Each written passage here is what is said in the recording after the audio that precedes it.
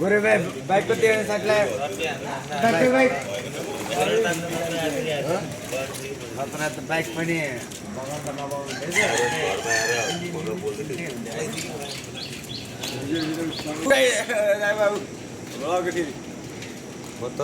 यहाँसम्म ल्याउनु लगाएपछि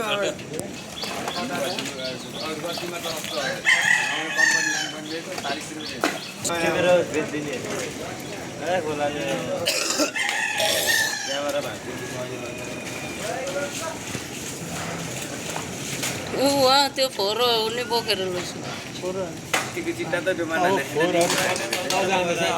ऊ त्यहाँको फोरो हालिदियो लिएर गयो।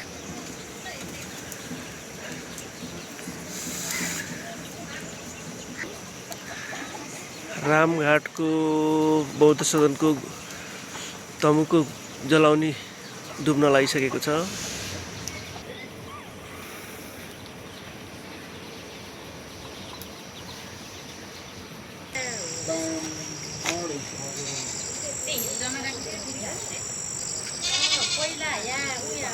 पहिला यो पुल बनाएको थियो नि त्यहाँ खसेथ्यो र यहाँ पाल्ने थियो अहिले त्यहाँ त खोलेर पुल बनाएको नि त अन्त हल्का त खोल्नु हो नि त तर फेरि अहिले फेरि उहाँ रातो पहिरोमा खसेर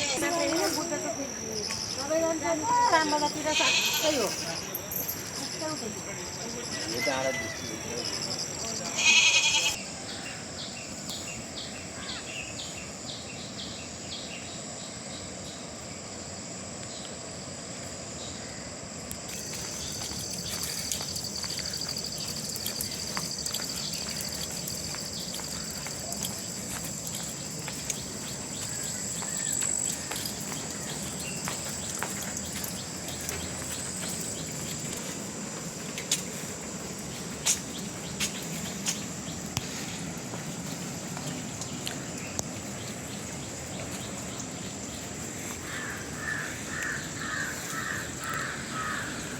रामघाटको विकराल रूप, सेती नदीको विकराल रूप देखिएको छ। रामघाटको यो तमु समाजको दाह संस्कार गर्ने ठाउँ पनि डुबान परेको छ।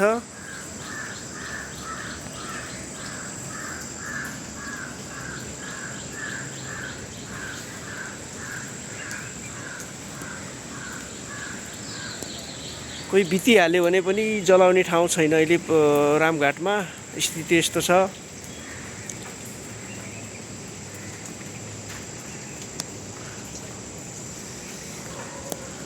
दुई 2083 साउन 21 गते